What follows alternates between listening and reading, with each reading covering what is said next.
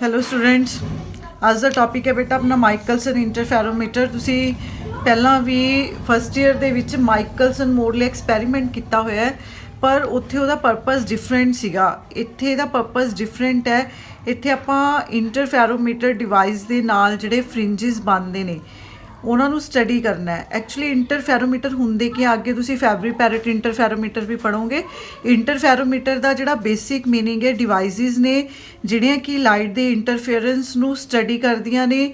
ਅਗਰ ਅਸੀਂ ਉਹਨਾਂ ਤੋਂ ਕੁਝ ਫਰਦਰ ਕੁਝ ਕੈਲਕੂਲੇਸ਼ਨਸ ਕਰਨੀਆਂ ਨੇ ਜਾਂ ਕੁਝ ਫਾਈਂਡ ਆਊਟ ਕਰਨਾ ਹੈ, ਮਤਲਬ ਫॉर ਸਾਇੰਟੀਫਿਕ ਪਰਪਸ ਜਿਹੜੇ ਇੰਟਰਫੈਰੋਮੀਟਰਸ ਨੇ ਇੰਸਟਰੂਮੈਂਟਸ ਨੇ ਜਿਹੜੇ ਕਿ ਯੂਜ਼ ਕੀਤੇ ਜਾਂਦੇ ਆ। ਤਾਂ ਤੁਹਾਡੇ ਮਾਈਕਲਸਨ ਇੰਟਰਫੈਰੋਮੀਟਰ 'ਚ ਕੀ ਹੈ, ਦੇਖੋ ਲਾਈਟ ਦਾ ਸੋਰਸ ਹੈ, ਸੋਰਸ ਤੋਂ ਲਾਈਟ ਆ ਰਹੀ ਹੈ, ਲੈਂਸ ਨੇ ਇਹਨੂੰ ਫੋਕਸ ਕਰਵਾਉਣਾ ਹੈ ਤੇ ਇੱਥੇ ਇੱਕ ਗਲਾਸ ਪਲੇਟ ਲੱਗੀ ਹੋਈ ਹੈ ਜਿਹਦੀ ਇੱਕ ਸਾਈਡ ਹੈ ਜਿਹੜੀ ਉਹ ਪਾਰਸ਼ਲੀ ਪੋਲਿਸ਼ਡ ਹੈ ਔਰ ਇੱਥੇ ਇੱਕ ਮਿਰਰ M2 ਲੱਗਿਆ ਹੋਇਆ, ਇੱਧਰ ਮਿਰਰ M1 ਲੱਗਿਆ ਹੋਇਆ। ਦੇਖੋ ਇਹ ਸਕਰੂ ਦੇ ਨਾਲ ਅਟੈਚ ਨੇ। ਦੈਟ ਮੀਨਸ ਕਿ ਨਾ ਮਿਰਰਸ ਦੀ ਜਿਹੜੀ ਪੋਜੀਸ਼ਨ ਹੈ ਉਹਨੂੰ ਤੁਸੀਂ ਐਡਜਸਟ ਕਰ ਸਕਦੇ ਹੋ। ਮਿਰਰਸ ਦੀ ਪੋਜੀਸ਼ਨ ਨੂੰ ਚੇਂਜ ਕਰਾਂਗੇ ਤਾਂ ਆਪਣੇ ਜਿਹੜੇ ਇੱਥੇ ਟੈਲੀਸਕੋਪ ਦੇ ਵਿੱਚ ਫਰਿੰਜਿਸ ਆਪਾਂ ਆਬਜ਼ਰਵ ਕਰਾਂਗੇ ਉਹਨਾਂ ਦੇ ਵਿੱਚ ਚੇਂਜਿਸ ਆਉਣਗੇ ਮਿਰਰਸ ਦੀਆਂ ਪੋਜੀਸ਼ਨ ਨੂੰ ਚੇਂਜ ਕਰਨ ਦੇ ਨਾਲ। ਤਾਂ ਦੇਖੋ ਇਨੀਸ਼ੀਅਲੀ अगर ਅਸੀਂ ਇਹ ਜ਼ੂਮ ਕਰਦੇ ਹਾਂ ਕਿ ਇੱਥੇ ਇਹ ਗਲਾਸ ਪਲੇਟ ਨਹੀਂ ਲੱਗੀ ਹੋਈ, ਇਹ ਵੀ ਦੇਖੋ ਇੱਕ ਗਲਾਸ ਪਲੇਟ ਹੈ। ਸਪੋਜ਼ ਕਰੋ ਕਿ ਇਨੀਸ਼ੀਅਲੀ ਗਲਾਸ ਪਲੇਟ ਇੱਥੇ ਨਹੀਂ ਹੈਗੀ, ਤਾਂ ਜਦੋਂ ਬੀਮ ਨੇ ਲਾਈਟ ਬੀਮ ਨੇ ਟਰੈਵਲ ਕਰਨਾ ਹੈ ਉਹ ਇਸ ਗਲਾਸ ਪਲੇਟ ਚੋਂ ਪਾਸ ਕਰੂਗਾ, ਆਹ ਵਾਲੀ ਗਲਾਸ ਪਲੇਟ ਚੋਂ।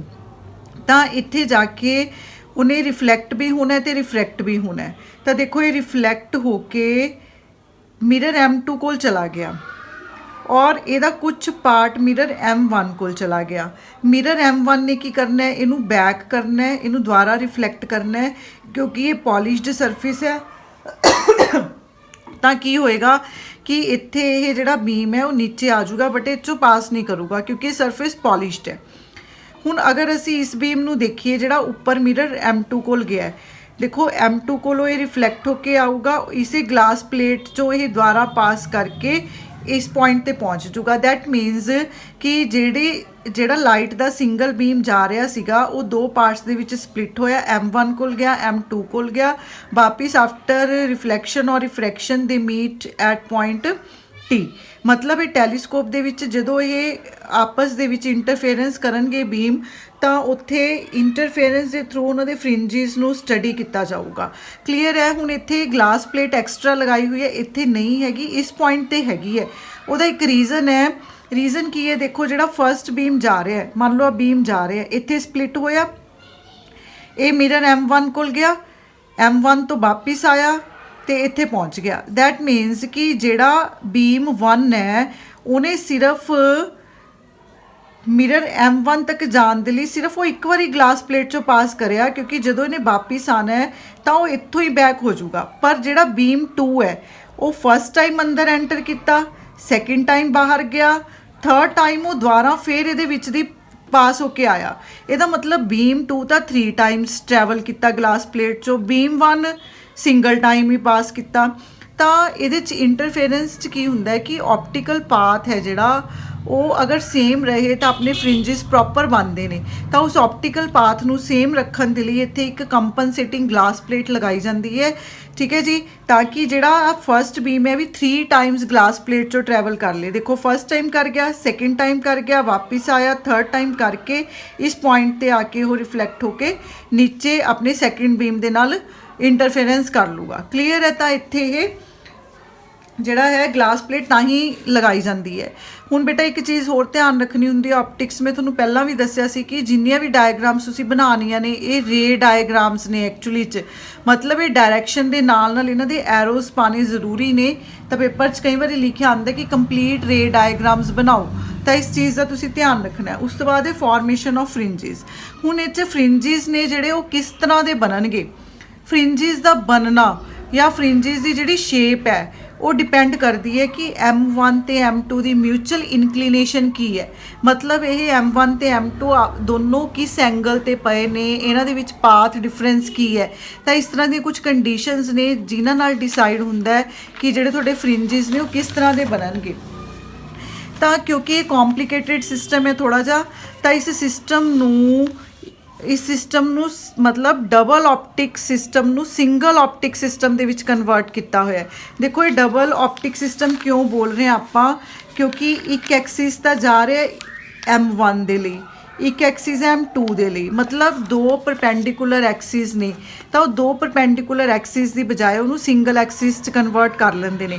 कन्वर्ट करन दा की तरीका है कि M1 की जिहड़ी इमेज है उन्होंने M2 च देख लो, M1 की जिहड़ी इमेज है उन्होंने M2 च देख लो, ताकि उन्होंने विच जिहड़ा जोमैट्रिकल डिस्टेंस है वो अगर असी D एज्यूम करते हैं तो एस जिहड़ा सोर्स है, सोर्स की भी इमेज अगर आप देखते हैं M2 दे विच तां उहदी इमेज S डैश बन गई। ठीक है जी।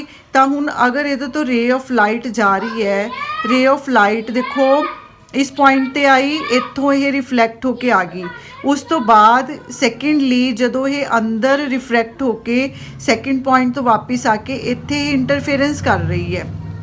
पर एक्चुअली की होगा कि ये दो रेज़ क्योंकि वर्चुअल फॉर्मेशन करदियां ने फ्रिंजिज की, तो ये आपां नूं इस तरह लगूगा, इस तरह अपीयर होगा कि ये इस पॉइंट तो आ रही ने। ठीक है जी। तो जे ये डिस्टेंस D है तो अकॉर्डिंग टू ऑप्टिक्स रूल ये डिस्टेंस 2D बन जूगी। ਇਹਦਾ मतलब ये है कि optical path difference between the reflected beams going to the eye will be 2D cos theta. हुण ये 2D cos थीटा क्यों आया बेटा, ये आपां पिछे कर चुके हैं। ठीक है जी। तो सिमिलरली इन्हों इत्थे सीधे आपां हुण रिजल्ट यूज़ करने हैं कि इन्हां च जिहड़ा पाथ डिफरेंस बनूगा वो 2D cos थीटा बनूगा टू रेज दे विच, क्योंकि फर्स्ट रे तो आ गई, सैकेंड रे ने इस पॉइंट तो आना है, अंदर ट्रैवल करके आना है इस गैप दे विचों। ठीक है जी। पर अपीयर आपां नूं की हो रहा है कि इत्थों ये वापस आऊगा, इस करके इत्थे 2D जिहड़ा है 2D cos थीटा आ गया। उस तो इलावा देखो ये कह रहे कि beam 1 experience reflection at denser medium but reflection of beam 2 is rarer medium, so additional path difference is introduce. देखो एडिशनल पाथ डिफरेंस क्यों आया, अगर आप डायग्राम के अकॉर्डिंग चलते हैं तो बीम फस्ट इधर गया, वापस आया तो रेयरर टू डेंसर, क्योंकि ये पॉलिश्ड पार्ट है, ग्लास प्लेट है, और जो इन्हें इत्थे आना है तो ये रेयरर टू एक तरह की डेंसर जिहड़ी कंडीशन है वो बन गई। इस करके एडिशनल पाथ डिफरेंस है जिहड़ा वो λ/2 का ये इंट्रोड्यूस हो जाऊगा। तो अगर असी मिनीमा की कंडीशन देखते हैं इंटरफेरेंस पैटर्न, इंटरफेरेंस की मिनीमा की की कंडीशन है कि दो बीम्स के विच अगर पाथ डिफरेंस 2p + 1 λ/2 है तो ये मिनीमा की कंडीशन है। यदा मतलब 2D cos थीटा + λ/2 = 2p + 1 λ/2, और इतों λ/2 ना λ/2 कैंसल हो जाएगा, तो 2D cos थीटा की हो गया, 2D cos थीटा = p λ बन गया। तो क्लीयर है। देखो जिमें अपनी एक्चुअली इंटरफेरेंस की जो मैक्सीमा की कंडीशन सी वो इस अपरेटस दे इस इंस्ट्रूमेंट के अकॉर्डिंग वो मिनीमा की कंडीशन बन गई। सिमिलरली मैक्सीमा की कंडीशन है 2D cos थीटा + λ/2 = p λ, तो 2D cos थीटा की बन गया, λ/2 उधर जाके की हो गया, माइनस हो गया। हुण देखो जनरली ये जिहड़े फ्रिंजिस बनते हैं वो सर्कुलर फ्रिंजिस बनते हैं। Fringes are localised at infinity and can be seen by the eye. इस करके ही बेटा टैलीस्कोप यूज़ किया जाता है। टैलीस्कोप तां यूज़ किया जाता है क्योंकि ये जिहड़े फ्रिंजिस ने उन्हां दी फॉर्मेशन जिहड़ी है वो एक तरह की लोकेलाइज्ड फॉर्मेशन है, मतलब क्योंकि जिहड़ा बीम है वो पैरलर रेज आप कंसीडर करते हैं, क्योंकि वो स्लिट के थ्रू लैने तो पैरलर रेज कंसीडर करते हैं। So the formation of fringes is localised at infinity, तो इस करके आप टैलीस्कोप यूज़ करते हैं। उस तो बाद बेटा देखो डिफरेंट कंडीशनस होंदियां ने, ये डिफरेंट अलग अलग तरह के बहुत सारे केस बनते हैं कि जिहड़ी M1 ते M2 की इनकलीनेशन है वो की है। हुण सपोज करो कहते D0 है, D है कि D एक जोमैट्रिकल डिस्टेंस है। D जोमैट्रिकल डिस्टेंस का मतलब ये है कि देखो थोड़ा मिरर M1 पे है, M2 पे है, ये प्लेट तो इत्थे तक भी डिस्टेंस D है, ये प्लेट तो इत्थे तक भी डिस्टेंस D है। तो कहने का मतलब दो मिरर्स नूं जदों असी सिंगल ऑप्टिक एक्सिस दे विच देखते हैं तो देखो इत्थे आ डिस्टेंस है जिहड़ा D, ये जोमैट्रिकल डिस्टेंस है दो मिरर्स दे विच। ये कहंदा अगर डिस्टेंस 0 है अगर डिस्टेंस 0 है मतलब that is geometrical distance of two mirrors from the beam splitter is 0 is same अगर सेम है ਤਾਂ ਪਾਥ ਡਿਫਰੈਂਸ ਆਪਣਾ ਕੀ ਸੀ 2d cos theta plus lambda by 2 ਸੀ। d ਨੂੰ 0 ਪੁੱਟ ਕੀਤਾ ਤਾਂ ਪਾਥ ਡਿਫਰੈਂਸ ਲੈਮਡਾ ਬਾਈ 2 ਆ ਗਿਆ। ਦੈਟ ਮੀਨਸ ਕਿ ਦੋ ਜਿਹੜੇ ਬੀਮ ਇੰਟਰਫੇਰੈਂਸ ਕਰ ਰਹੇ ਨੇ ਉਹਨਾਂ 'ਚ ਪਾਥ ਡਿਫਰੈਂਸ ਲੈਮਡਾ ਬਾਈ 2 ਦਾ ਹੈ।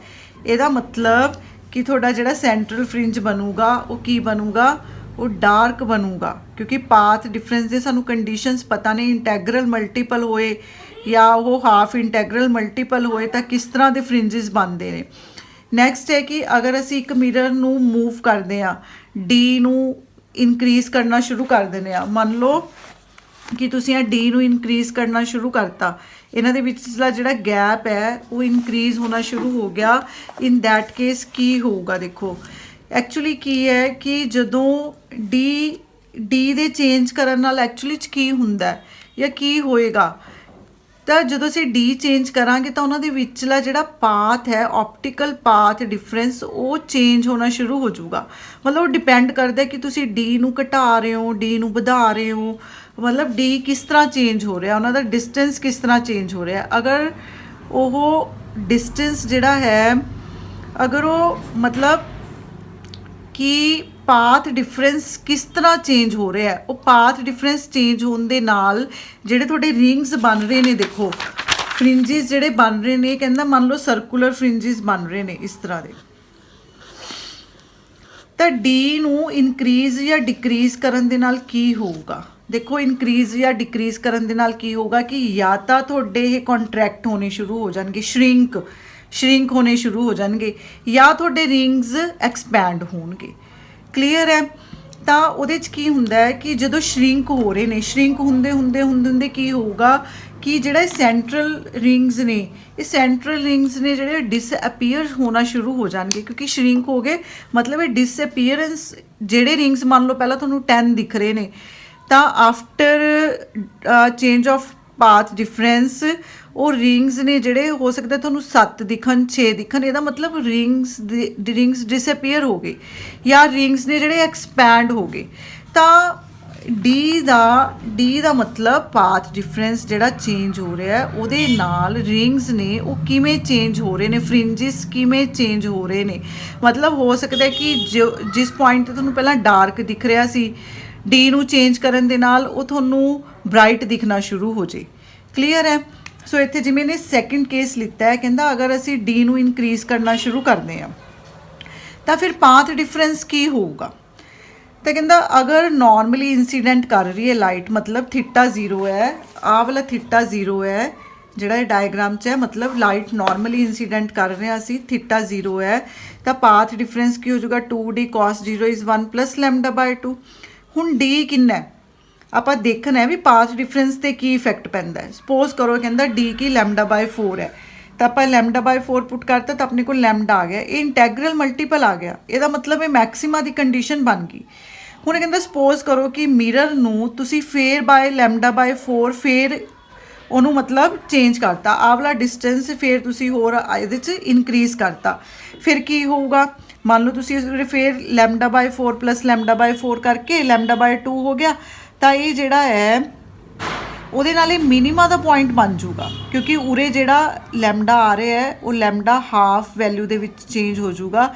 ਇਹਦਾ ਮਤਲਬ ਇਹ ਹੈ ਕਿ ਜਿਹੜਾ ਪੁਆਇੰਟ ਤੁਹਾਨੂੰ ਪਹਿਲਾਂ ਮੈਕਸਿਮਾ ਦਾ ਦਿਖ ਰਿਹਾ ਸੀ ਉਹ ਤੁਹਾਨੂੰ ਹੁਣ ਮਿਨੀਮਾ ਦਾ ਦਿਖੂਗਾ।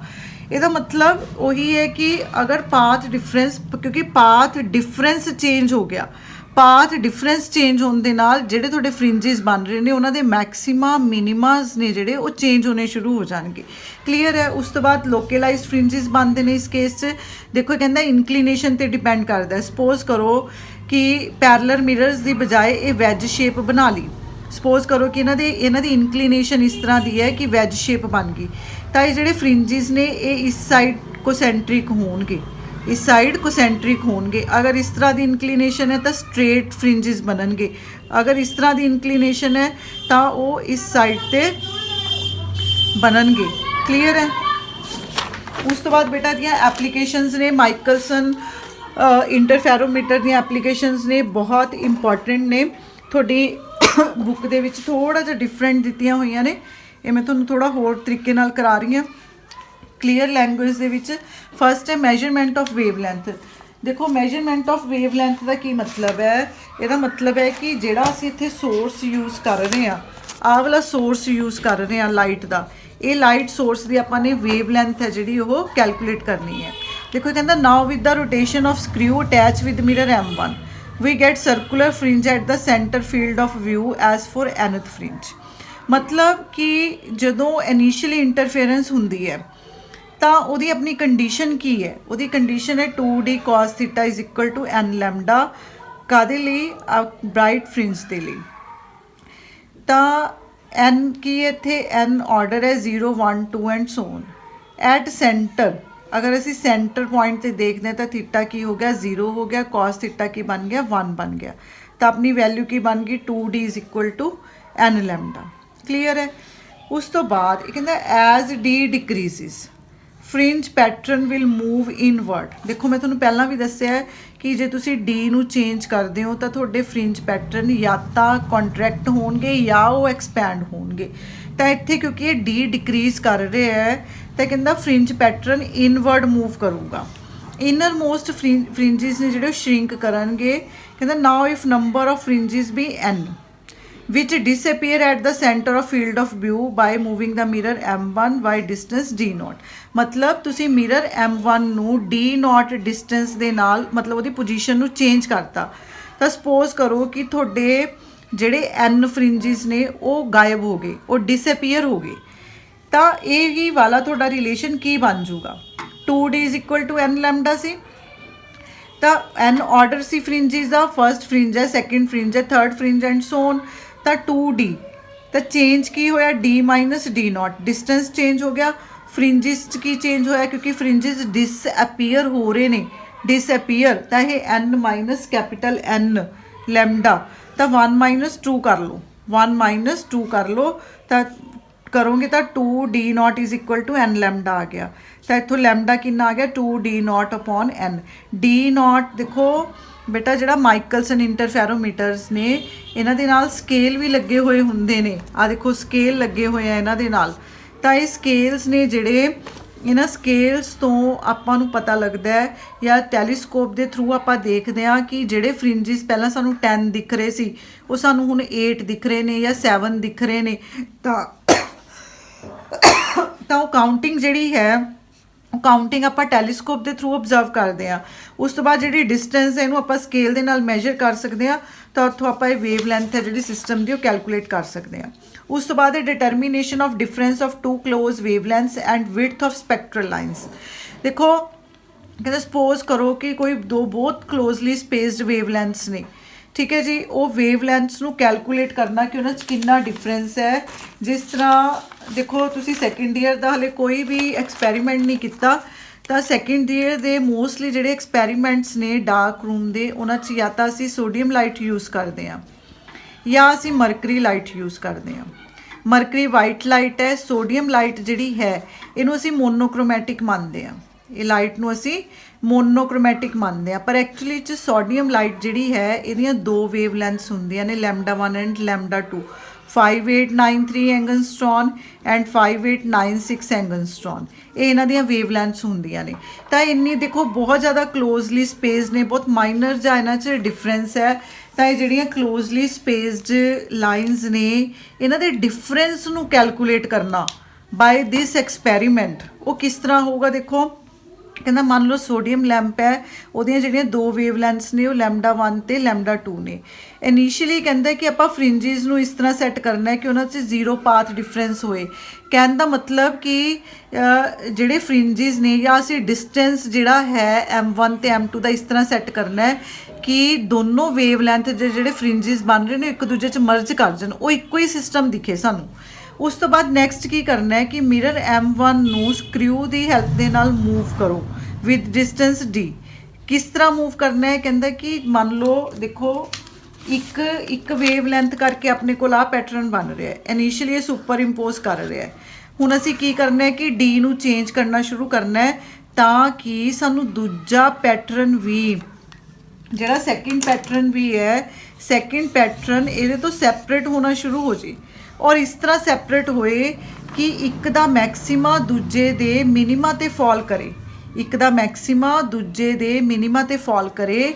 ਸਾਨੂੰ ਵੇਵਸ ਦੇ ਵਿੱਚ ਬੇਟਾ ਕੰਡੀਸ਼ਨ ਪਤਾ ਹੈ ਕਿ ਜਦੋਂ ਮੈਕਸਿਮਾ ਮਿਨੀਮਾ ਤੇ ਫਾਲ ਕਰਦਾ ਹੈ ਤਾਂ ਉਹ ਡਿਸਟਰਕਟਿਵ ਇੰਟਰਫੇਰੈਂਸ ਦੀ ਕੰਡੀਸ਼ਨ ਹੁੰਦੀ ਹੈ। ਇਹਦਾ ਮਤਲਬ ਇਹ ਡਾਰਕ ਫ੍ਰਿੰਜਿਸ ਦੀ ਕੰਡੀਸ਼ਨ ਬਣ ਜੂਗੀ। ਤਾਂ ਉਸ ਕੰਡੀਸ਼ਨ ਦੇ ਵਿੱਚ ਕੀ ਹੋਊਗਾ 2d/λ1 minus 2d/λ2 is equal to 1/2 ਮਤਲਬ ਹਾਫ ਇੰਟੈਗਰਲ ਆਫ ਮਲਟੀਪਲ ਬਣ ਗਿਆ। ਕਲੀਅਰ ਲੈ। ਉਸ ਤੋਂ ਬਾਅਦ ਸੈਕਿੰਡ ਪੁਆਇੰਟ ਕੀ ਹੈ ਕਿ ਹੁਣ ਮਿਰਰ ਨੂੰ ਇਸ ਤਰ੍ਹਾਂ ਮੂਵ ਕਰਨਾ ਕਿ ਇੱਕ ਦਾ ਮੈਕਸਿਮਾ ਦੂਜੇ ਦੇ ਮੈਕਸਿਮਾ ਤੇ ਫਾਲ ਕਰੇ। ਤਾਂ ਜਦੋਂ ਮੈਕਸਿਮਾ ਤੇ ਫਾਲ ਕਰੂਗਾ ਤਾਂ ਕੰਸਟਰਕਟਿਵ ਦੀ ਕੰਡੀਸ਼ਨ ਹੋ ਜੂਗੀ। ਉਸ ਕੇਸ 'ਚ ਇੰਟੈਗਰਲ ਮਲਟੀਪਲ ਹੁੰਦਾ, ਇਸ ਕਰਕੇ 2d/λ1 minus 2d/λ2 is equal to ਕੀ ਬਣ ਗਿਆ 1 ਬਣ ਗਿਆ। 2d ਕਾਮਨ ਕੱਢ ਲਿਆ 1/λ1 1/λ2 ਇਜ਼ ਇਕੁਅਲ ਟੂ 1 ਬਣ ਗਿਆ। 2d ਐਲਸੀਐਮ ਲੈ ਲਿਆ, ਉੱਥੋਂ ਆਪਾਂ λ2 ਮਾਈਨਸ λ1 ਹੈ ਜਿਹੜਾ ਫਾਈਂਡ ਆਊਟ ਕਰ ਲਿਆ। λ1 λ2 2d ਬਣ ਗਿਆ। ਪਰ ਕਿਉਂਕਿ ਇਹ ਕਲੋਜ਼ਲੀ ਸਪੇਸਡ ਵੇਵਲੈਂਥਸ ਨੇ ਤਾਂ λ1 λ2 ਨੂੰ ਆਪਾਂ λ² ਲਿਖਾਂਗੇ ਮੀਨ ਵੇਵਲੈਂਥ। ਲੈਮਡਾ ਕੀ ਹੈ ਮੀਨ ਵੇਵਲੈਂਥ, ਮਤਲਬ ਜੋ λ1 ਤੇ λ2 ਦੀਆਂ ਵੈਲਿਊਜ਼ ਨੇ ਉਹਨਾਂ ਦਾ ਤੁਸੀਂ ਮੀਨ ਕੱਢ ਕੇ ਉਰੇ ਪੁੱਟ ਕਰ ਦਿਓ। ਤਾਂ ਇਹ ਰਿਲੇਸ਼ਨ ਬਣ ਗਿਆ ਆਪਣੇ ਕੋਲ ਜਿਹਦੇ ਤੋਂ ਆਪਾਂ ਦੋ ਕਲੋਜ਼ਲੀ ਸਪੇਸਡ ਵੇਵਲੈਂਥਸ ਦਾ ਜਿਹੜਾ ਡਿਫਰੈਂਸ ਹੈ ਫਾਈਂਡ ਆਊਟ ਕਰ ਸਕਦੇ ਹਾਂ। ਉਸ ਤੋਂ ਬਾਅਦ determination of refractive index of material ਹੈ। ਕਿਸੇ ਮਟੀਰੀਅਲ ਦਾ ਰਿਫਰੈਕਟਿਵ ਇੰਡੈਕਸ ਕੈਲਕੂਲੇਟ ਕਰਨਾ ਹੈ ਤਾਂ ਕੀ ਕਰਾਂਗੇ, ਤਾਂ ਉਹਦੇ 'ਚ ਕੀ ਹੋਊਗਾ ਕਿ ਕੋਈ ਮੰਨ ਲਓ ਕੋਈ ਗਲਾਸ ਪਲੇਟ ਦਾ ਹੀ ਰਿਫਰੈਕਟਿਵ ਇੰਡੈਕਸ ਕੈਲਕੂਲੇਟ ਕਰਨਾ ਹੈ ਤਾਂ ਉਹਨੂੰ ਕਿਸੇ ਇੱਕ ਬੀਮ ਦੇ ਰਸਤੇ 'ਚ ਰੱਖ ਦਿਓ, M1 'ਚ ਰੱਖ ਲਓ ਚਾਹੇ ਉਹਨੂੰ M2 'ਚ ਰੱਖ ਲਓ। ਤਾਂ ਉਸ ਤੋਂ ਬਾਅਦ ਕੀ ਹੋਊਗਾ ਕਿ ਜਦੋਂ ਬੀਮ ਨੇ ਟਰੈਵਲ ਕਰਨਾ ਹੈ, ਮੰਨ ਲਓ ਤੁਸੀਂ ਉਰੇ ਇੱਕ ਹੋਰ ਐਕਸਟਰਾ ਗਲਾਸ ਪਲੇਟ ਲਗਾਤੀ ਜਿਹਦਾ ਤੁਸੀਂ ਰਿਫਰੈਕਟਿਵ ਇੰਡੈਕਸ ਕੈਲਕੂਲੇਟ ਕਰਨਾ ਹੈ। ਬੀਮ ਗਿਆ, ਬੀਮ ਜਦੋਂ ਜਾਊਗਾ ਤਾਂ ਉਹ ਗਲਾਸ 'ਚੋਂ ਪਾਸ ਕਰੂਗਾ ਤਾਂ ਉਹਦਾ ਰਿਫਰੈਕਟਿਵ ਇੰਡੈਕਸ ਸਾਨੂੰ ਦੇਖਣਾ ਪਊਗਾ। ਤਾਂ ਉਹਦਾ ਰਿਫਰੈਕਟਿਵ ਇੰਡੈਕਸ ਤੇ ਉਹਦੀ ਥਿਕਨੈਸ ਕੀ ਹੈ, ਤਾਂ ਜਿਸ ਤਰ੍ਹਾਂ ਅਸੀਂ ਪਿਛਲੇ ਇੱਕ ਅੱਧੇ ਆਰਟੀਕਲ ਦੇ ਵਿੱਚ ਕੀਤਾ ਸੀਗਾ ਤਾਂ ਉਹਦਾ ਆਪਟੀਕਲ ਪਾਥ ਜਿਹੜਾ ਹੈ ਜਦੋਂ ਬੀਮ ਟਰੈਵਲ ਕਰੂਗਾ ਇੱਕ ਐਕਸਟਰਾ ਗਲਾਸ ਪਲੇਟ 'ਚੋਂ ਤਾਂ ਉਹਦਾ ਆਪਟੀਕਲ ਪਾਥ ਕੀ ਹੋਊਗਾ NT - T ਹੋਊਗਾ। N ਰਿਫਰੈਕਟਿਵ ਇੰਡੈਕਸ ਹੈ, T ਉਹਦੀ ਥਿਕਨੈਸ ਹੈ ਕਿਉਂਕਿ ਬੀਮ ਨੇ ਪਾਸ ਕਰਨਾ ਹੈ NT 'ਚੋਂ ਤਾਂ ਰਿਫਰੈਕਟਿਵ ਇੰਡੈਕਸ N ਤੇ ਉਹਦੀ ਥਿਕਨੈਸ T ਕਰਕੇ ਵਿਦ -T ਕਰਾਂਗੇ ਆਪਾਂ ਕਿਉਂਕਿ ਉਨਾ ਡਿਸਟੈਂਸ ਉਹ 'ਚੋਂ ਸਬਟਰੈਕਟ ਵੀ ਕਰਨਾ ਪਊਗਾ ਜਿੰਨੀ ਉਹਦੀ ਥਿਕਨੈਸ ਹੋਊਗੀ। ਤਾਂ ਇਹ N - 1 × T ਬਣ ਗਿਆ। ਪਰ ਕਿਉਂਕਿ ਜਿਹੜਾ ਬੀਮ ਹੈ ਬੀਮ ਜਾਊਗਾ ਵੀ ਮਿਰਰ ਤੋਂ ਰਿਫਲੈਕਟ ਹੋ ਕੇ ਵਾਪਿਸ ਵੀ ਆਊਗਾ, ਜਿਹੜੀ ਉਰੇ ਅਸੀਂ ਇੱਕ ਐਕਸਟਰਾ ਗਲਾਸ ਪਲੇਟ ਲਗਾਵਾਂਗੇ ਤਾਂ ਇਹਦਾ ਮਤਲਬ 2 ਟਾਈਮਸ ਪਾਥ ਡਿਫਰੈਂਸ ਆ ਗਿਆ। ਤਾਂ optical path difference towards mirror N - 1 × T, ਜਦੋਂ ਰਿਫਰੈਕਟ ਹੋ ਕੇ ਵਾਪਿਸ ਆਇਆ ਤਾਂ N - 1T। ਇਹਦਾ ਮਤਲਬ ਟੋਟਲ ਪਾਥ ਕਿੰਨਾ ਹੋ ਗਿਆ 2N - 1 × T ਪਲੱਸ ਹੋ ਗਿਆ ਇਹਨਾਂ ਦੋਨਾਂ ਦਾ। ਕਲੀਅਰ ਹੈ। ਹੁਣ net path difference produced by transparent sheet is this one if M fringes cross the center of field of view। ਮਤਲਬ ਦੇਖੋ ਹੁਣ ਤੁਸੀਂ ਉਰੇ ਰਸਤੇ 'ਚ ਇੱਕ ਐਕਸਟਰਾ ਗਲਾਸ ਪਲੇਟ ਰੱਖਤੀ, ਇਹਦਾ ਮਤਲਬ ਇਹ ਜਿਹੜਾ ਬੀਮ 1 ਜਾ ਰਿਹਾ ਇਹਨੂੰ ਫਿਰ ਜ਼ਿਆਦਾ ਟਾਈਮ ਲੱਗੂਗਾ ਟਰੈਵਲ ਕਰਨ 'ਚ ਕੰਪੈरेटिवली ਟੂ ਬੀਮ 2। ਇਹਦਾ ਮਤਲਬ ਇਹਨਾਂ ਦੋਨਾਂ 'ਚ ਕੀ ਆ ਗਿਆ ਪਾਥ ਡਿਫਰੈਂਸ ਆ ਗਿਆ। ਹੁਣ ਪਾਥ ਡਿਫਰੈਂਸ ਹੋਣ ਦੇ ਨਾਲ ਕੀ ਹੋਊਗਾ ਕਿ ਟੈਲੀਸਕੋਪ 'ਚ ਜਿਹੜੇ ਫ੍ਰਿੰਜਿਸ ਪਹਿਲਾਂ ਬਣ ਰਹੇ ਸੀ ਉਹ ਫ੍ਰਿੰਜਿਸ ਦੀਆਂ ਲੋਕੇਸ਼ਨਸ ਨੇ ਜਿਹੜੀਆਂ ਉਹ ਚੇਂਜ ਹੋ ਜਾਣਗੀਆਂ, ਉਹ ਤੁਹਾਡੇ ਫੀਲਡ ਆਫ ਵਿਊ 'ਚੋਂ ਡਿਸਅਪੀਅਰ ਵੀ ਹੋ ਸਕਦੇ ਨੇ, ਮਰਜ ਵੀ ਹੋ ਸਕਦੇ ਨੇ। ਠੀਕ ਹੈ। ਤਾਂ ਕਹਿੰਦਾ ਸਪੋਜ਼ ਕਰੋ ਕਿ M ਫ੍ਰਿੰਜਿਸ ਨੇ ਜਿਹੜੇ ਉਹ ਤੁਹਾਡੇ ਫੀਲਡ ਆਫ ਵਿਊ ਤੋਂ ਇੱਧਰ ਉੱਧਰ ਹੋ ਗਏ ਤਾਂ 2N - 1 × T ਕੀ ਬਣ ਗਿਆ, it is equal to M lambda. ਇੱਥੋਂ ਆਪਾਂ ਰਿਫਰੈਕਟਿਵ ਇੰਡੈਕਸ ਕੈਲਕੂਲੇਟ ਕਰਨਾ ਸੀ ਤਾਂ ਆਪਾਂ ਰਿਫਰੈਕਟਿਵ ਇੰਡੈਕਸ ਕੈਲਕੂਲੇਟ ਕਰ ਲਾਂਗੇ N is equal to M lambda. ਤਾਂ ਵੈਲਿਊਜ਼ ਨੇ ਜਿਹੜੀਆਂ ਸ਼ਫਲ ਹੋ ਜਾਣਗੀਆਂ। ਸਿਮਿਲਰਲੀ ਅਗਰ ਰਿਫਰੈਕਟਿਵ ਇੰਡੈਕਸ ਸਾਨੂੰ ਪਤਾ ਹੈ ਅਸੀਂ ਥਿਕਨੈਸ ਸ਼ੀਟ ਦੀ ਕੈਲਕੂਲੇਟ ਕਰਨੀ ਹੈ ਤਾਂ ਅਸੀਂ ਸੇਮ ਫਾਰਮੂਲੇ ਤੋਂ T ਦੀ ਵੈਲਿਊ ਫਾਈਂਡ ਆਊਟ ਕਰ ਲਾਂਗੇ। ਸੋ ਇੱਥੇ ਬੇਟਾ ਮਾਈਕਲਸਨ ਇੰਟਰਫੈਰੋਮੀਟਰ ਵਿਦ ਐਪਲੀਕੇਸ਼ਨਸ ਬਹੁਤ ਇੰਪੋਰਟੈਂਟ ਨੇ ਇਹਨਾਂ ਦੀਆਂ। ਮਾਈਕਲਸਨ ਮੋਡਲੇ ਐਕਸਪੈਰੀਮੈਂਟ ਦੀਆਂ ਹੋ ਗਈਆਂ ਜਾਂ ਫਿਰ ਉਹਦੀਆਂ ਆਪਣਾ ਨਿਊਟਨ ਰਿੰਗਸ ਐਕਸਪੈਰੀਮੈਂਟ ਹੈ। ਠੀਕ ਹੈ ਜੀ, ਧਿਆਨ ਨਾਲ ਕਰਨਾ ਬੇਟਾ ਇਹ। Thanks a lot.